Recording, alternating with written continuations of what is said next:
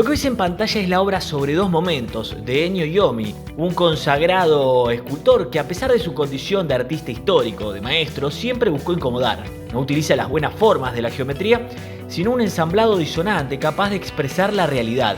Al no ser un escultor figurativo, se expresa por medio de los materiales. El espacio de una estética pura es reemplazado por un espacio dramático.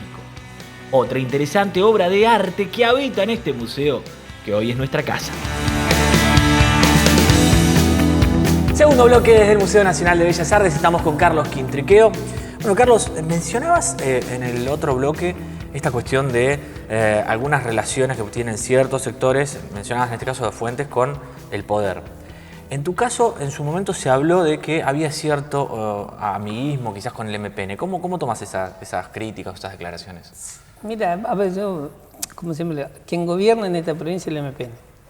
Con quien tengo que sentarme a discutir con el MPN, digamos, quien tiene el poder, es lógica. Y no es que yo no soy del MPN, pero es el patrón en este caso, como en el gobierno nacional hoy es el Frente de Todos. No es que uno es oficialista, uno tiene la responsabilidad de discutir.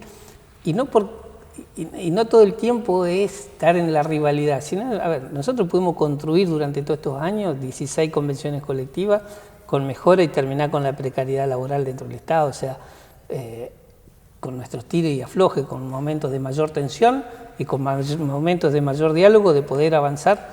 De hecho, hoy nosotros podemos darnos el lujo de decir tuvimos el acuerdo salarial mejor del país, por más que la quieran esconder mucho, ningún sector, ni estatal ni privado, ha firmado ese acuerdo, y eso no quiere decir que, si eso significa ser del MPN, la verdad que a los trabajadores mal no le ha ido. Esto que pasó ahora, está bien que no nos involucra, pero ¿cuál es tu visión de esto que pasó en desarrollo social, estas estafas, las trabajadoras, las Mirá, yo creo que en desarrollo sí, y yo lo vengo siendo crítico de desarrollo, de salud, de la gestión misma en cuanto a la falta de política, a la falta de control. Digamos, creo que lo que pasó con esa estafa millonaria tiene que ver con eso, con la desidia que hay por parte de los funcionarios en cuanto a si eso, no es que fueron pocos pesos, digamos, de la estafa que se está hablando, más de 120 millones, o hay funcionarios involucrados, o la verdad que los funcionarios lo primero que tendrían que haber hecho es presentar la renuncia e irse. Digamos, bueno, misteriosamente nunca hay denuncias de corrupción a lo que es el gobierno oficialista, digamos, al gobierno. Sí, yo creo que debe ser el mayor denunciante de denuncias. Después queda en la justicia si actúa o no actúa, digamos, ¿no? A lo que escapa a nosotros.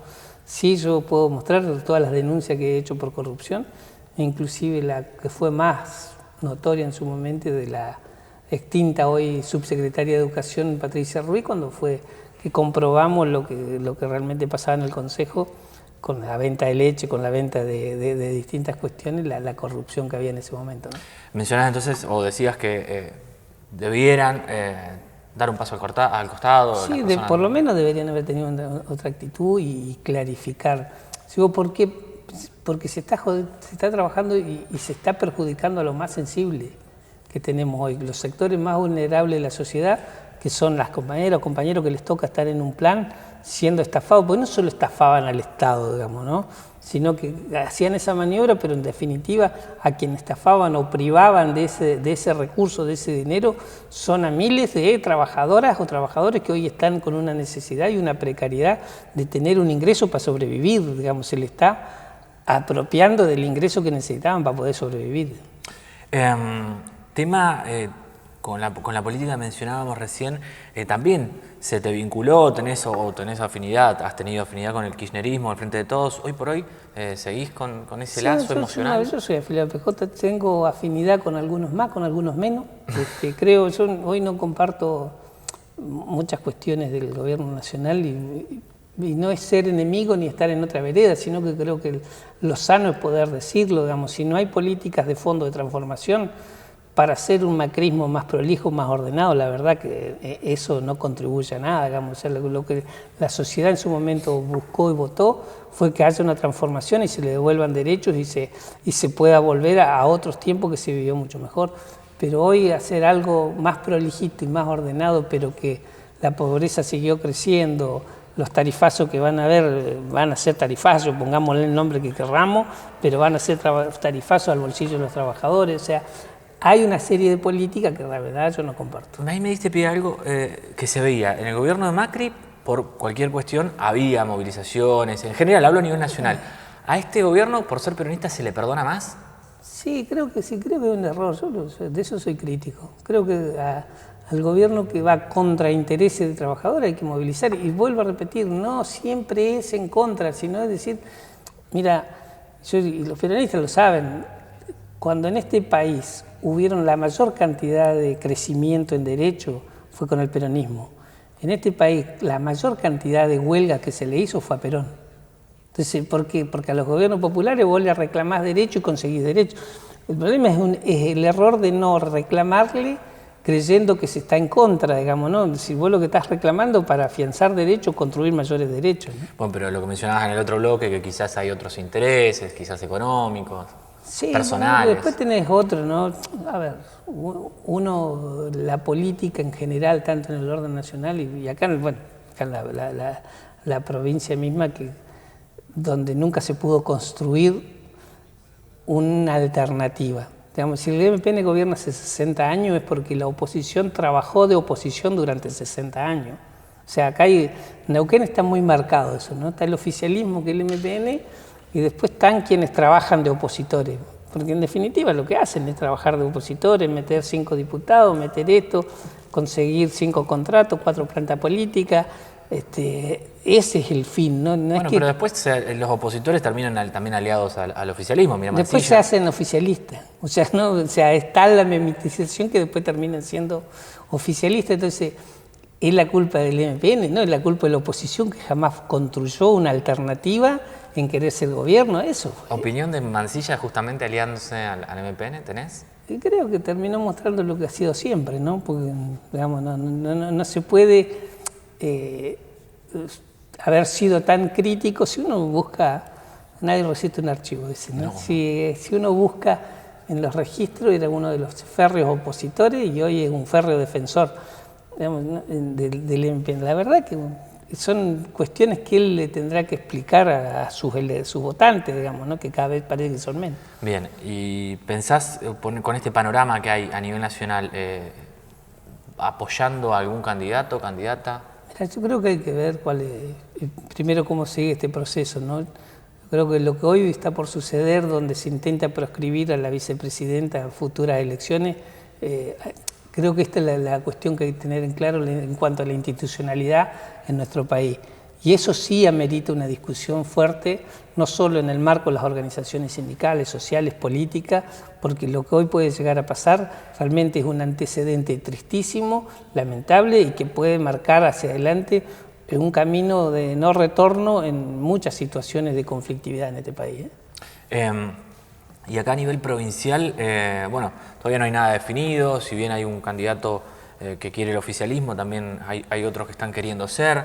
¿Qué tipo de relación tenés con Rolo, por ejemplo? Yo tengo relación como tengo relación con la mayoría de los políticos. No, por si le toca hacer y que tengas que estar ahí. Bueno, creo que, a ver, yo creo que en esta provincia para mí la definición de quién va a ser en el próximo gestión la define el propio MPN. Ha tenido la capacidad de ser oficialismo y oposición, ¿no? Y creo que se va a resolver en ese ámbito. Nosotros, más allá de quién sea el gobernador, si es Rolando Figueroa, tendremos la relación que tenemos que tener. Nosotros tenemos una representación que no se puede negar, digamos, ¿no? Dentro del Estado. Más de 25.000 afiliados, y si le toca hacer a Marcos Cosman, será la relación también, porque tenemos esa representación. En su momento, en época, no sé, de Sovich, había, para los sindicalistas o gremios, había un mal menor, que era justamente que sea otro que no sea Sovich. En este caso, ¿hay uno menor o alguno que quieran creo evitar? que no. Mira, creo que quien pretenda tiene que tener en claro que hay que pensar en un Neuquén distinto también, ¿sí? Hoy hay una etapa de desarrollo que hablan de vaca muerta, pero el problema es si hacia el interior de nuestra provincia no se piensa en un desarrollo también de cambio de matriz productiva, de que haya realmente, para cuando el petróleo un día se termine, no, el último no apague la luz y termine yéndose, sino que haya en el tiempo la previsión de tener una provincia distinta, de rediscutir el sistema de salud, de rediscutir el sistema de educación, de rediscutir el Estado en general. Hoy lo que vemos que hay la crisis y la oportunidad de rediscutir y cambiar en Neuquén muchas cuestiones que en su momento sirvieron, pero que hoy, pasado 30 años de un sistema de salud que daba respuesta, por ejemplo, por dar un ejemplo, hoy no lo da. ¿Es malo el sistema? No, no quiere decir que sea malo. Creo que hay que ayornar a una situación, a una realidad que se vive y valorizar lo que ese sistema hace 30 años daba y poder cambiarlo hoy en una nueva lógica, dándole la respuesta a la sociedad. Porque yo hace 30 años, bueno, hacías cola a las 4 de la mañana en el Castro Rondón para sacar un turno para el médico. Hoy sí, bueno, eso no sirve del sistema, eso está mal y no es correcto. Creo que esas cosas se tienen que corregir y ayornar.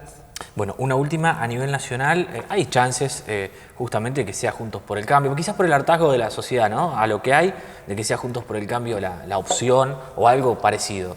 ¿Cómo te imaginas al trabajador en esos posibles 4 años? Con conflicto. Si se intenta avanzar sobre derechos de trabajadores, va a haber, yo y lo he discutido y charlado con dirigentes en el orden nacional, en la política, ¿no? Yo siempre le digo, mira, hay que prepararse para el 2023, porque la verdad, con la situación que se atraviesa en el país, con la pandemia, haber pasado el macrismo después de la pandemia, o sea, no es que tampoco a los que están les tocó una tarea fácil, digamos, ¿no? Eso hay que reconocerlo. Después hubieron ineficacia de la propia gestión que no avanzaron en determinados temas. Si le toca gobernar al PRO las próximas elecciones, si se intenta avanzar sobre derechos de la sociedad, creo que va a ser una gestión conflictiva. Bueno, muchas gracias por estar acá en Enfocados. No, gracias a ustedes por la invitación. Se pasó rápido. Pasó rápido. No hubo café, pero no, bueno, fue charla con agua. Con el agüita está bien. Así pasaba Carlos Quintriqueo, secretario general de ATE y CTA Neuquén.